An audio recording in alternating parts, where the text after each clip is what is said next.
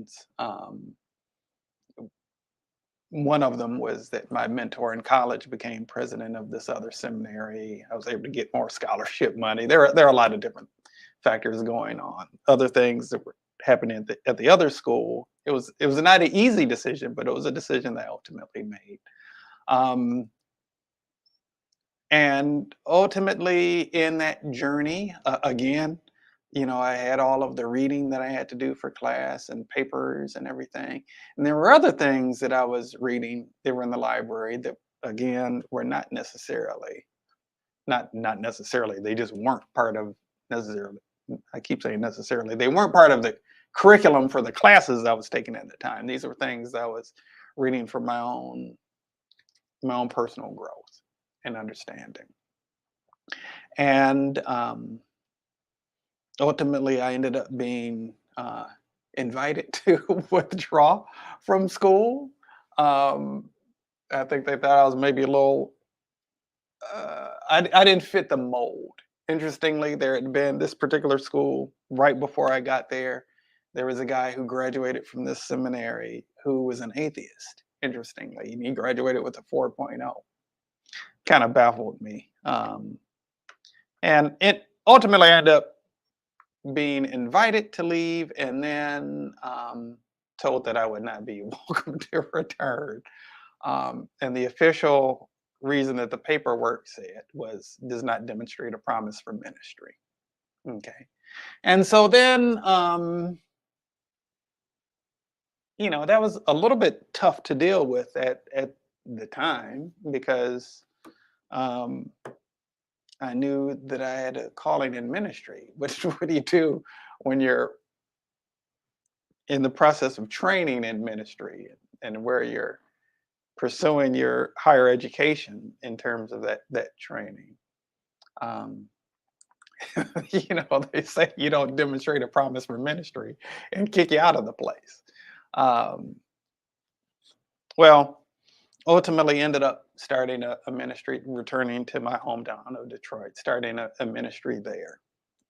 Um, and I had a laptop computer that was actually, something that every student at this first seminary that I started at initially, every student got a laptop computer.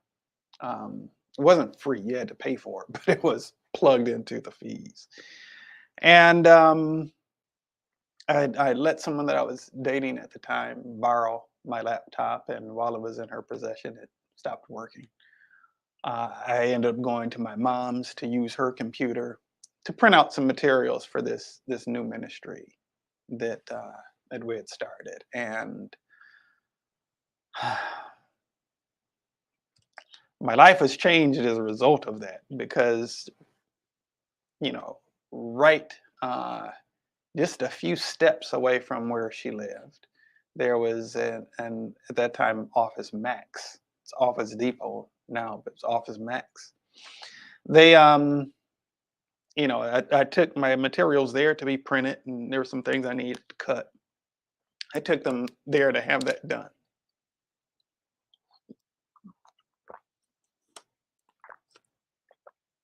And my life has never been the same since that day. Because the gentleman, and I'll never forget him, his name was Paul. His name was Paul, and Paul's, offered, if you have any other printing needs, we'd be more than happy to, handle them for you, whether it's business cards or anything else. And then he asked a question. And the question that he asked was, would you like to see some things that we've done for other people? My I wasn't particularly interested in seeing things they had done for other people. I was just looking to get done what I needed to get done at the time. But I'm so glad I said yes. And really, the only reason I said yes is because I didn't want to be rude. I wanted to be polite.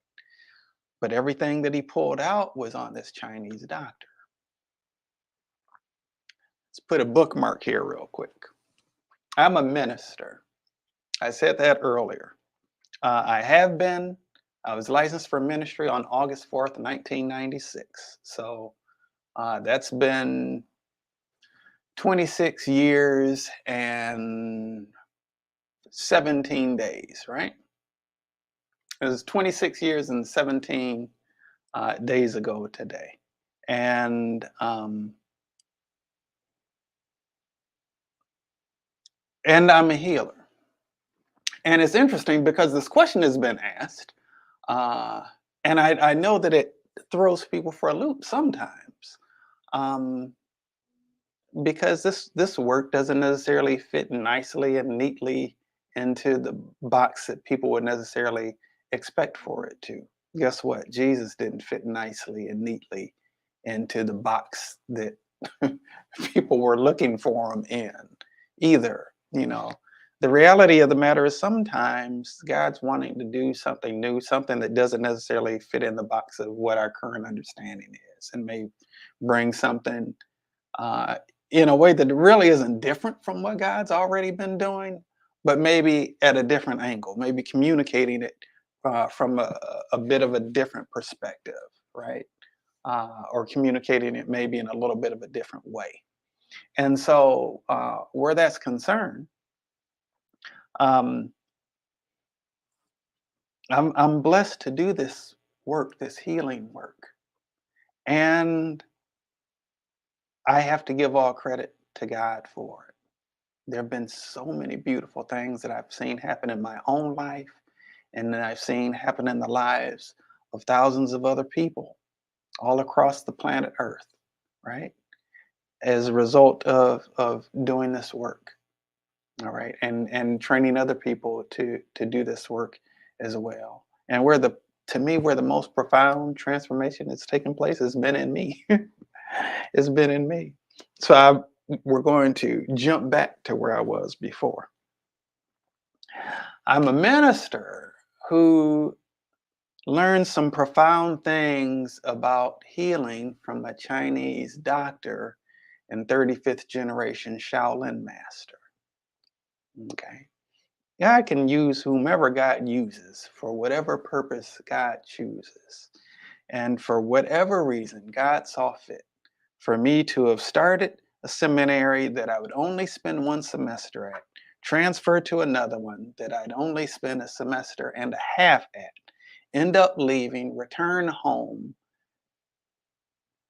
loan this computer out to someone that I was dating, the computer that I wouldn't have had if I had not started at that first seminary in the first place. And there's a whole story even behind that, whole backstory even behind that. But these things wouldn't have happened. I wouldn't have started that ministry if I hadn't gotten kicked out of seminary. If my computer hadn't stopped working while in the possession of this person, I wouldn't have needed to have gone to my mother's house to use her computer. Okay. And then printed out this material. And God set it up so that I was there at that specific time when Paul was working. I'll never forget Paul. And that's why I'll always continue to do my printing at Office Depot, since Office Max no longer exists. It's now Office Depot, just Office Depot. And they're not paying me to say that. I'm just telling you that it's just part of my own journey. But everything that this young man Paul pulled out was on this particular doctor. Everything that he pulled, and he put out all kind of stuff. He put out business cards. He put out all of this different literature and everything. And I was blessed to be able to study basic, intermediate, and advanced levels of Chinese energetic medicine under this brilliant man and beautiful soul. I was blown away how this man, no matter what a person's health condition was, he seemed to understand what the deeper root cause of it was. He talked about how so many, like the pain medications and stuff, they're designed to mask pain, but they don't actually address it from the point of the root cause.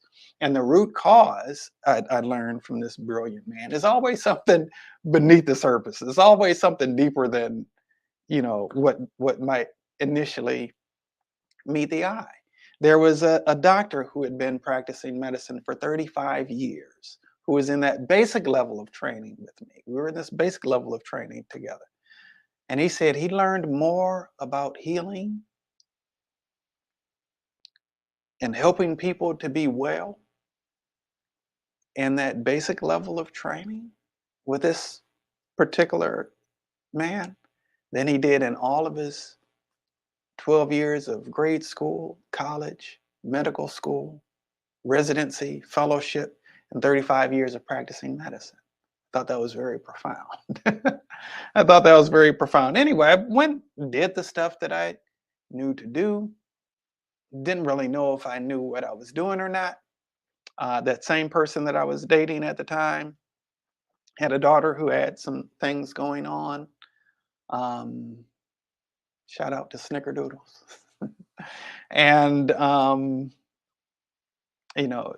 were a few different medications, and end up going to pick up a prescription. She didn't want herself or her children to be a guinea pig, as it were, is what was articulated at the time. So I ended up going and picking up this prescription.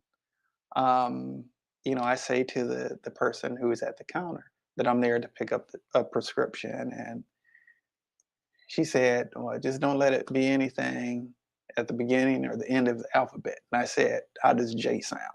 That was the last name. Started with J. Said, "Perfect. As long as I don't have to do any reaching high up or bending down low." She said, "I just left the chiropractor and my back is killing me." Hold up. Wait a minute. Rewind. What I forgot to tell you is that while I was in the car driving to this pharmacy, the whole way that I was driving to the pharmacy, I was affirming that God has made me a master healer. That's relevant and particularly important for the story. The whole way that I was riding in the car, I was affirming God has made me a master healer. God has made me a master healer. I had just gotten done taking this basic level of training, not even the intermediate or advanced yet, just the basic level of training at that point. And I'm affirming God has made me a master healer. God has made me a master healer. Thank you, God, for making me a master healer. And so here's this lady, the pharmacist, is surrounded by pain killing medications. And she just left the chiropractor, which what are chiropractors most known for? Getting rid of back pain. So she just left to get rid of the back pain doctor, surrounded by pain medications. And I had just gotten done affirming the whole time on the trip there that God has made me a master healer. And I offered to help. And I did end up sharing that I was a minister. Um, she said, "Can I refuse?" I said, "Sure, that's completely on you." I didn't realize she was saying what she was really saying was, how can I refuse? I mean, I'm in a lot of pain. Um, and so she came from behind the counter. I began doing what I knew to do, not really even knowing. I was hoping that this would work, but um, 30 seconds later, she turned and looked with this look of amazement on her face, and she said that the pain was gone.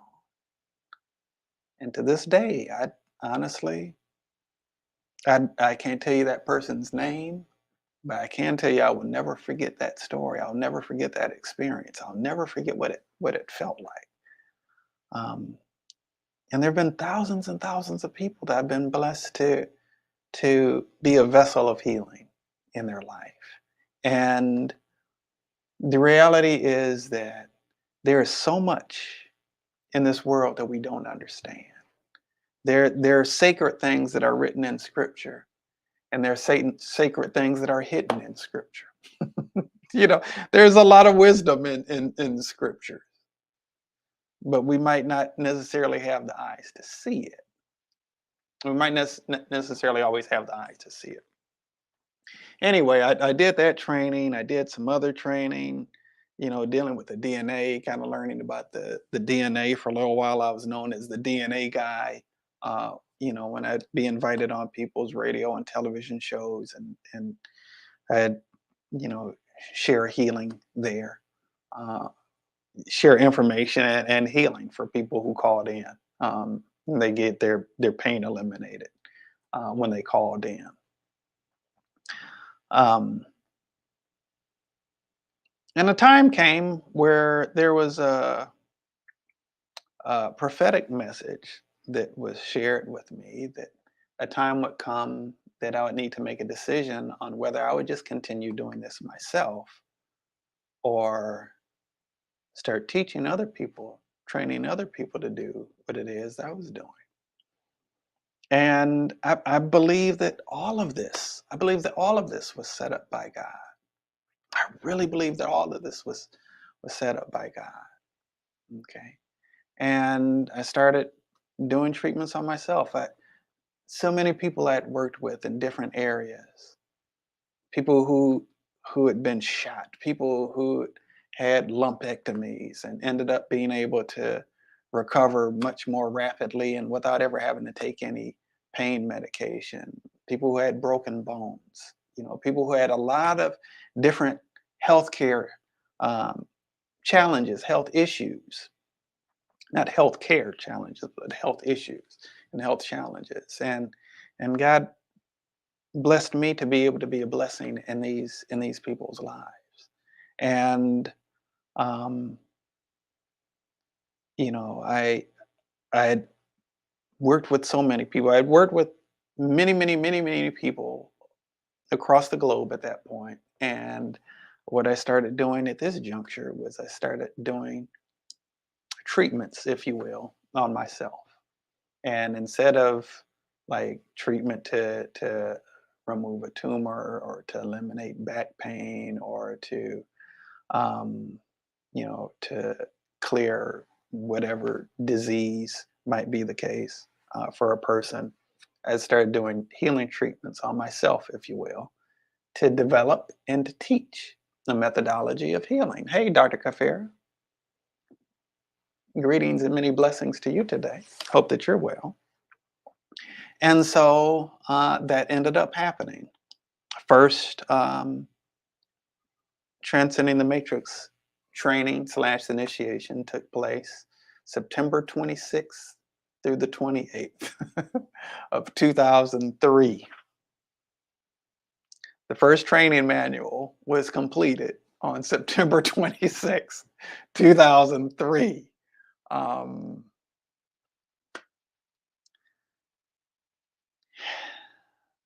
what am I getting at here? There are a lot of things that happen in our own journey that we don't necessarily understand. There are a lot of things that happen to us in our own journey that we might resist. There are a lot of things that happen to us in our own journey that don't feel good to us. There are things that happen in our life journey that might lead us to ask, why, God? Why? Why did this have to happen? Why did this have to happen to me? There are things that happen in our life journey that might lead us to feel abandoned. There are things that happen in our life journey that may result in us feeling somehow unworthy. There are things that can happen in our life journey that we don't understand and we really wish did not have to happen in the way that they did. Blessings to you, Reverend Shirley. Welcome. But the reality of the matter is this, that all things really are working together for our good if we really allow ourselves to trust that. If we really open up space in our heart for God to do a work inside of us. This work that I do in terms of healing that I call transcending the matrix, it's different than what most people have an idea of healing is from a biblical perspective. No, it's not necessarily that I'm laying hands on somebody and casting out demons. Most of the people that I work with is from a distance anyway. Okay. What I will say though is that the root of all sickness and disease is we've missed the mark somewhere. We've missed the mark somewhere. The Bible calls that, there's this word the Bible uses for that people have a lot of judgmental stuff around it. But the word is sin, and it just means missing the mark. All of us miss the mark in different ways. All of us see things differently than how they actually are. All of us are seeing things at different points from a bit of an skewed perspective based on our own baggage, based on our own upbringing, based on our socialization, based on our limited understanding. And no matter how intelligent any of us is, we're still operating with a very, very, very limited perspective, a very, very limited perspective. And so it's like all of these blind people or blindfolded people touching different parts of the elephant, being asked to describe the elephant. Well, they're only able to describe the part that has been revealed to them. And different people might have a little bit of a piece of the puzzle here, or a little bit of the piece of the puzzle here, but none of us is seeing the whole truth as it ultimately is. And sickness, I have said on a number of occasions before, sickness is not of God. God didn't make sickness. I've also said, and Damien, you'll remember this because I shared this in a text recently, in a family text recently. Everything that God made is good. Everything that God made is good. If it's not good, then what does that tell you? If it's not good, then God didn't make it. And if God didn't make it, can it be really real? No. Everything that God made is good. If it's not good, then God didn't make it. And if God didn't make it, it's not really real. And so the reality is that sickness and disease aren't really real. Do they feel real? Oh, yes, they most certainly do. They most certainly do. Sickness and disease are not a thing unto themselves. They are a void in the space of wellness. There's the absence of wellness. God created wellness. God created wholeness. God didn't create sickness. And so if God didn't create it, it's not really real. What is real is the love of God. What is real is the wholeness that exists within each and every one of us, though it may be buried under layers of illusions. It may be buried under layers of misunderstanding. It may be buried under layers of a misperception. It may be buried under layers of collective agreement that something is so. But just because a bunch of people agree on something, that doesn't make it true. It doesn't make it real. Okay? Darkness in and of itself isn't real. It doesn't exist. Scripture says, in the beginning, God created the heavens and the earth was without form and void, and darkness was upon the face of the deep. But it didn't say that God created the darkness. And the Spirit of God moved upon the face of the waters, and God said, let there be light. And what happened? There was light. And in the presence of the light, the darkness disappears, because darkness is merely the absence of light. It's the absence of what is really real. It's the absence of what's really true. And so, what is really true has to prevail for the one who's willing to see nothing but what is true. God has blessed me, and I'm so thankful to, on a number of occasions, see beyond someone's illness, sees beyond someone's disease, and to see their wholeness. God, and I'm not taking credit for this. I'm not taking credit for this. In my life journey, I've missed the mark over and over and over and over again. In my life journey, I've had times of being very judgmental towards people. And on a regular, God shows me where I'm still having areas of judgmentalism, where I may need to rise to a greater level of acceptance and love, right? But God has blessed me to see beyond people's issues. And when I say people's issues, I don't just mean their health issues. People who are attitudinal and have a funky vibe. God blesses me to see beyond that, to see the truth of who they really are, beyond that disguise, beyond that mask. You know, all of us have different masks that we wear. We wear these masks because we don't really want to be seen. We don't really want to be seen because we think that it'll make us vulnerable, vulnerable to attack, vulnerable to being hurt. But the reality is that it's in allowing ourselves to be vulnerable that our true strength shows up and shines. This is to me the beauty of the mystery of Yeshua, of Jesus. I talk about him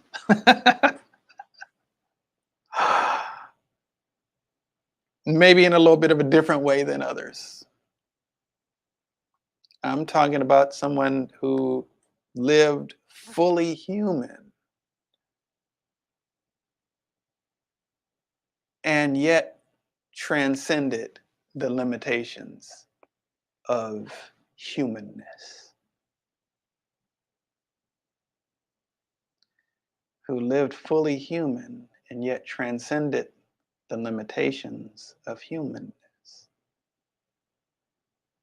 And he also demonstrated that in a number of ways that we would call miraculous. And yet, he acknowledged there was not him doing it, it was his Father dwelling within him doing it. And he also said, this wonderful stuff, these things that you perceive as being so wonderful that I do, much greater works than these shall you do. How many of you all take that, put it in your pocket, and believe it? Receive it into your heart and allow yourself to show up in that way, in the earth in that way. I am so thankful. I am so thankful that my laptop was broken. I'm so thankful that I was kicked out of seminary. I'm so thankful that I had all of these health challenges that medicine never actually did anything to help me with. I'm so thankful that I've had all of these challenges because it's been in the things that were challenges, things that were painful at the time, things that were difficult to deal with at the time. It's in those things that some of the greatest blessings of my life have been born from and have occurred as a result of. Those things were just setups for other blessings to unfold. I used to be sick a lot, pretty much all the time, to some degree or another. Um, I don't choose to use my body to express sickness anymore, but to express wellness, well being, good health, right? The same can be true for you. The same can be true for you. There have been a number of times that I have, really just felt very humble to see some really beautiful things happen in other people's lives. And I've been really, really humbled to see some really profound and beautiful things happen in my life. Are you a person who's wanting healing for areas where there's brokenness in your life? All of us have areas where there's brokenness in our life. That's part of being human on planet Earth. That's part of what we came to do. We came into this place, a place that is a mask in and of itself. We came into a place that is a mask in and of itself, wearing these earth suits. This stuff isn't who we really are. It isn't what we really are. It's just something that we're wearing, kind of like this jacket. It can be taken off But I'm still Royce underneath the jacket. I'm still Royce underneath this body. I'm still the soul that I am underneath all of this. And you're still you. You're still you. You're still that perfect image of love and light that God created you to be underneath your family history, underneath your trauma, underneath your shame, underneath your disappointments, underneath all of your setbacks, underneath your own questioning of your worthiness, underneath your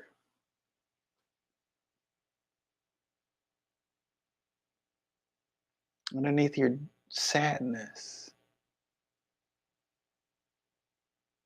or anxiety or depression or underneath your denial. You're still who God created you to be, even if you aren't experiencing yourself fully as that yet, or if others aren't experiencing you fully as that yet. You know, there are certain scriptures that stand out a lot to me. And a lot of them deal with a lot of them deal with God's love. As I've been understanding more and more in my own journey, what it means to be loved without conditions, what it means for a love that is so beautiful and powerful and true and pure to be showered upon you. You might not have always trusted even this idea of unconditional love, because maybe the people who say they have unconditional love for you have the unconditional love for you until you fail to meet their conditions for it, which means that there's isn't really unconditional love at all, is it? You may doubt that. You may, because of things that you've experienced in your own life, or just because, let's just be frank about it, it's easy to notice the things that you don't feel good about sometimes. Easy to notice the things that trip you up or where you're thrown for a loop, the things that don't feel so great. It's easy to notice those things, right? Sometimes it's harder to notice, especially when we've got so many different things reinforcing the problems, reinforcing our own misperceptions. Because to a large degree, our perceptions are tied into the errant perceptions that exist within the world itself.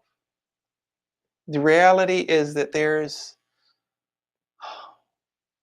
so much love that's available. There's so much love that's available. And so often we go seeking that from people. We go seeking that from people who are in their own bounds, in their own chains to a greater or lesser extent, dealing with their own brokenness from a greater or lesser extent. But there's a God that's closer than breathing, nearer than hands and feet, that loves you so profoundly, so tenderly, and yet we don't always feel that because we're not always receptive to it, don't always have eyes to see it, don't always make room for it. We put up walls and barriers to try to protect ourselves, but we're shutting ourselves off from the love in the process, right? We're shutting ourselves off from love in the process. And in my own journey, because I'm a person who like is committed to service, who focuses on the other, on what I can do to help somebody else. You know, um, I spend a lot of time focusing on other people's healing. And then there are times where God gets my attention and says, oh, it isn't just that other person that's needing the healing. There's some areas where you're needing some healing.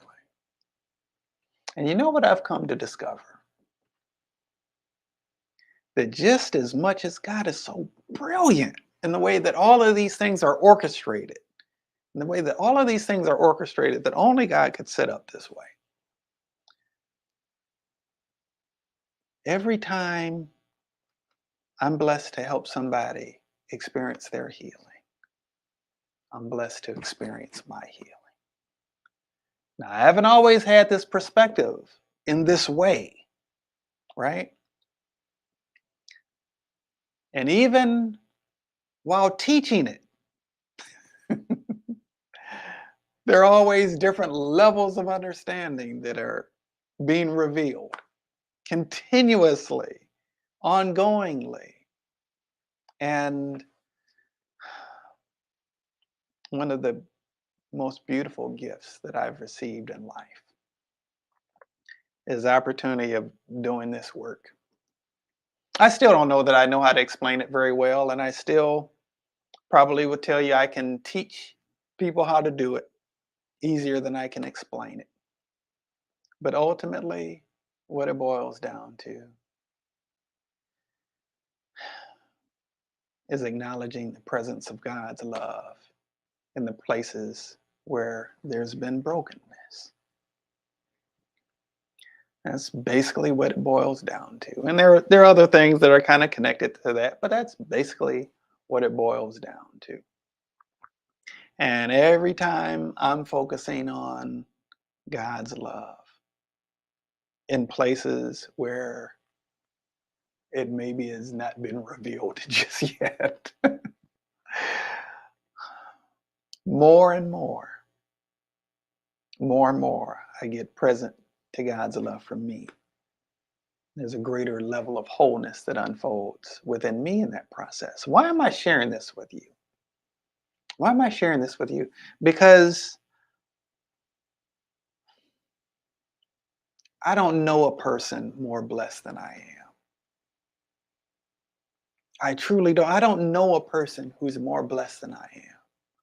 And I'm not saying that I'm more blessed than everybody else, but I know that I am profoundly blessed. I can't sleep on that. I can't take it for granted. I can't take it for granted. I know that I'm profoundly blessed. And hopefully, you know that you're profoundly blessed too. My late grandfather, John A. Hall, used to say, if you don't know you're blessed, you might as well be cursed. Well, I don't know that I'd go quite as far as to say that, but there is definitely a blessing in knowing that you're blessed. I will say that for sure. There's certainly a blessing in knowing that you're blessed. Folks,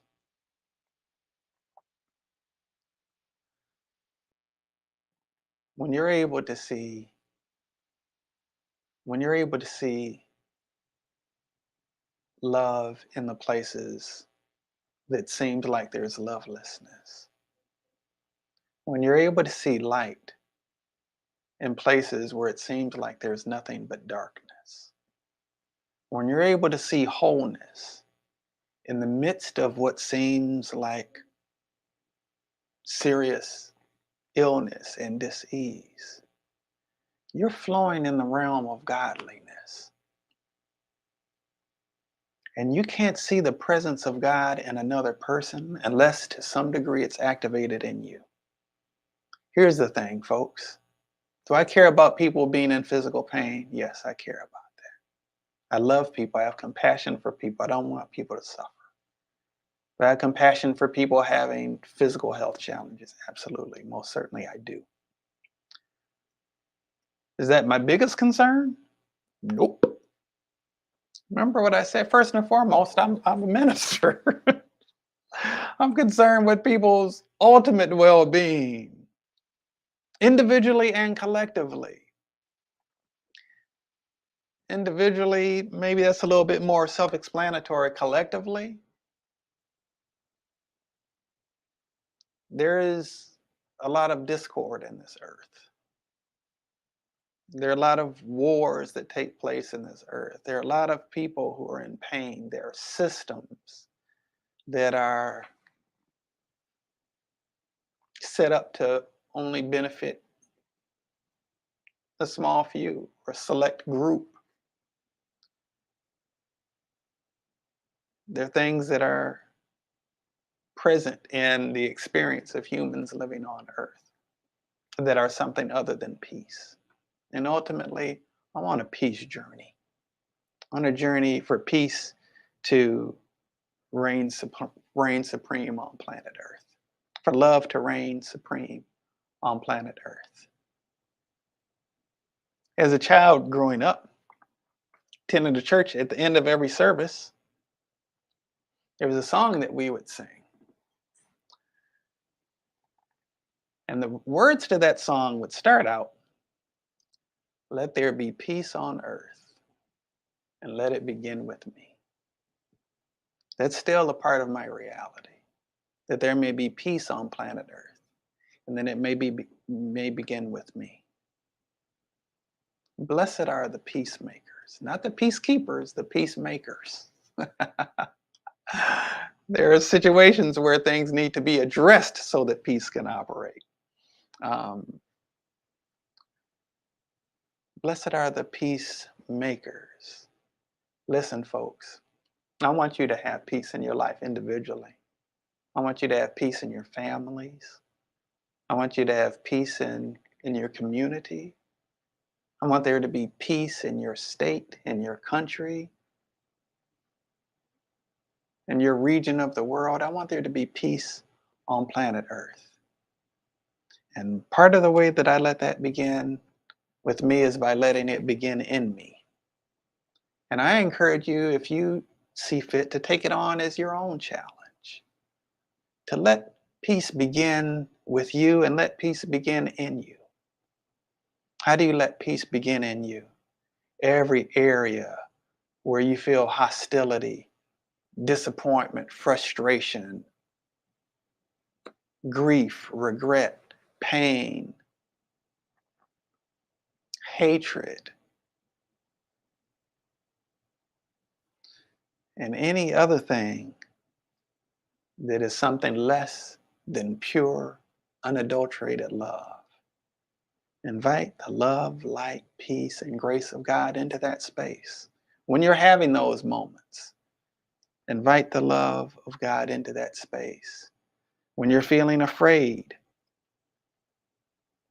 invite the presence of God's love into that space. And the more you do this, the more you're going to see your own life transformed. I'm not telling you about something I read from a book, and I've read a lot of books, a lot of really good books. But I'm not telling you this based on something I read somewhere. I'm not telling you based on something that I heard some wise person say. I'm telling you this based on my own personal experience. And I can tell you that what's true for me can also be true for you. What's true for me can also be true for you. I've heard in recent years, I've heard it said a lot of people say they have a really good heart. And I believe that there's truth to that. I believe that there's truth to that. I don't know that I can say that that's always been the case. I don't know that I could say that. So maybe to some degree, but I mean, there are definitely times in my life where I was a bit of an a-hole, I would say. As I look back to the person that I used to be, um, with regard to the person I am now, and the person that I am now isn't quite as good as the person I will be tomorrow. Um, but I definitely see how My perspective has been transformed. Transformed. How my heart has been purified. How my life has been transformed. And how I've been blessed in so many ways. I'm no more special to God than you are. For whatever reason, people who go through this training, they see me as being some special person. I'm not. I am. I am. I'm super special. Ain't another one like me on the planet. I'm unique. But we all are. We all are. In our own right. We all are. And so, yes, I'm very, very special, but I'm no more special than you are. I'm no more special than you are. What God has done in me, for me, and through me, God can do in you, for you, and through you too. People who did this training, they can do it just as well as I can. You can do it just as well, whether they yet accept that or not. They can do it just as well as I can. I've been doing this for 20 some years. I mean, I know. Anyway, but I tell folks that I just happen to be a person that God blessed to bring this through. You know, God might use different people for different purposes. It doesn't make me any more special than anybody else, though. It doesn't make me any more special than anybody else. I want to encourage you to ask God to help you to see the real you. To ask God to help you see the real you. And the first thing that will probably come up for you is all the ways where you feel inadequate. I'm just going to make it plain for you. The first thing that will come up for you may be these different areas where you feel like you fall short. Areas where you may feel like you're an imposter. Right? Um, hey, cousin. I love you too. But if you pay it, if you can make your way through that, God can bring the presence of God's love into all of the places where you feel you fall short. God can bring the presence. And this love that I'm talking about a love that's filled with grace. A love that's filled with grace. I know that sometimes people feel a little frustrated with me. People that I love and that I'm close to. Um,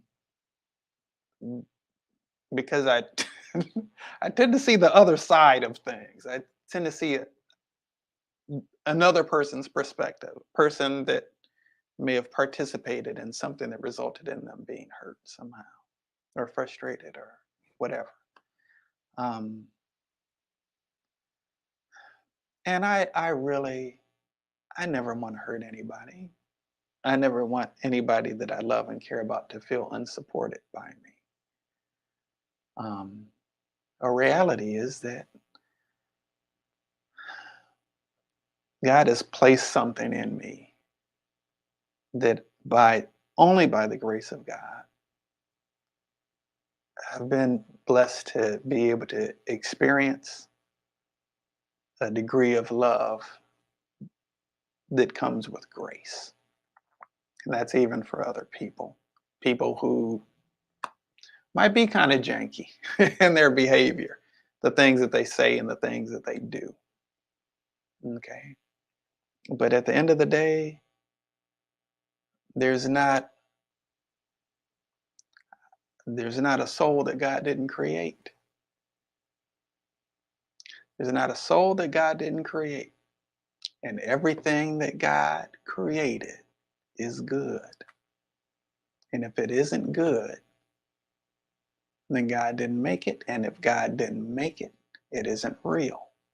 And so all of the things that we see in terms of people's behavior, their shadow, their dark side coming out or whatever, it's not real. And what is real is the person that God made them to be. And the more that we can see beyond that person, ultimately, whoever it is that I'm like close to, my end game is them experiencing a sense of wholeness and empowerment and being blessed ultimately. That doesn't necessarily mean that I co-sign with the story that's going on in the moment, though I never want to invalidate anybody's story either. But the more we realize how much we need grace, a love that is filled with grace,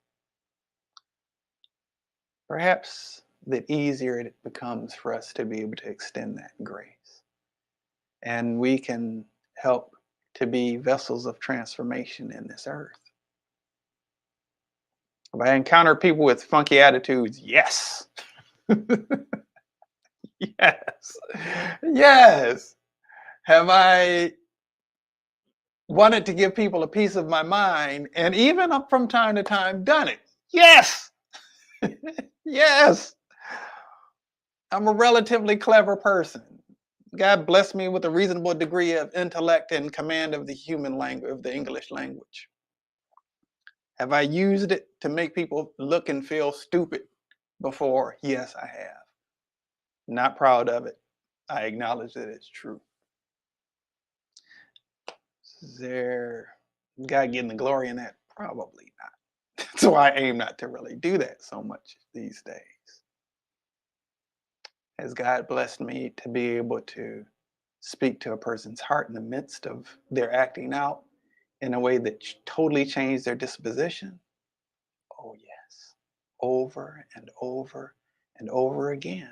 And the same thing can happen with you. Is there some degree of a feeling of empowerment that's based in uh, putting somebody in check that's out of line, where you are in some way exerting your power over them when they're trying to exert their power over you? To a certain degree, that can feel empowering. But there's another level to it. I want you to be able to experience the blessing of getting to another level of it. Real power isn't something that you have over yourself. Real power isn't something that you have over someone else. Real power is something that you have over the lower aspects of your own self, right?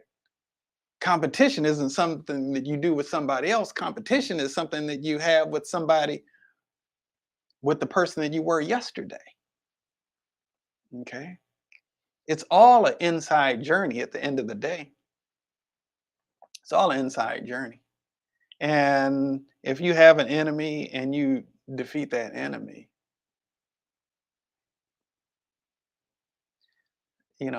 where does that get you? It gives you to a place of victory. The problem is that most of us have a misunderstanding of who our enemy is. Scripture says that we don't wrestle against flesh and blood. Our fight is not with other people. Our battle is not with other people. Our battle is ultimately with the darkness that exists within us. And when we've got darkness in us, we see darkness in other people. But if we can clear that out, shift our perspective and see more clearly,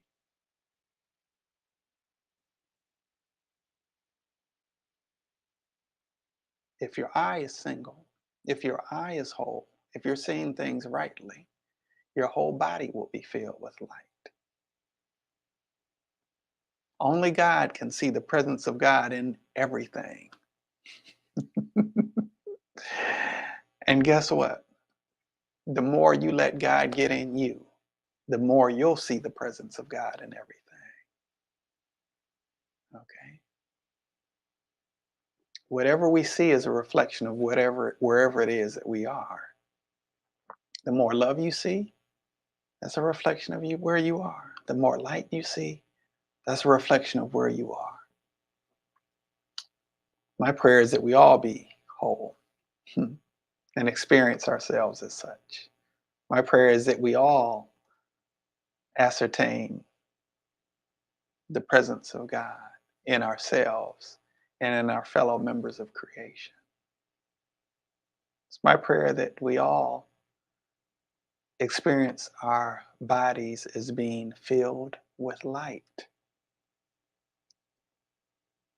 Sickness cannot exist in the presence of God's light. Because sickness is a darkness, if you will. It doesn't really exist. God didn't create it. So it's not really real. In the presence of what is real, the presence of the awareness of what is real, all the things that are false have to fade away. This is the truth. This is the truth. It's also my story, and I'm sticking to it, baby. I hope that you all are well today. I'd love to hear from you. How are you doing? Ketrin, Samraj, Reverend Shirley, Dr. Kafera, Damien, anybody else who's here today? My apologies, by the way, for last week. Somehow, I did not broadcast to the Transcending the Matrix Facebook page, nor to YouTube. That was an accident. That was a user error. And StreamYard, which I stream and broadcast from onto these different platforms, I had all of my recording space was used up, so it wasn't even saved. So I wasn't able to actually then go and upload it to YouTube. So I don't know if anybody is watching from YouTube today. I know that we usually have some viewers from YouTube. I see that the comments seem to all be pretty much from Facebook. Um, um,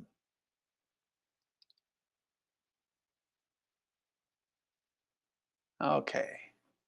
All right. Just reading your comment, Ketrin. Sorry for making you feel sleepy. Sending somebody recently said that, you know, maybe listening to this is a good listening at nighttime is a good time to listen when it's time to go to bed. Um, because I do aim, I suppose, to put a bit of a calming vibe out. Um, yeah, yeah. Happy Sunday to you, Mel K. Now I don't know if Mel K. If I'm presuming that's Melissa in the DFW area. If it is, hey Melissa, sending out a bunch of peace and love to you, um, and to whoever is out there, whether your name is one that I've spoken or not. Um, Sending out good vibes to you as always. We didn't do a healing per se today, um, but I do hope that you got something out of it that you're able to take and use into your own journey.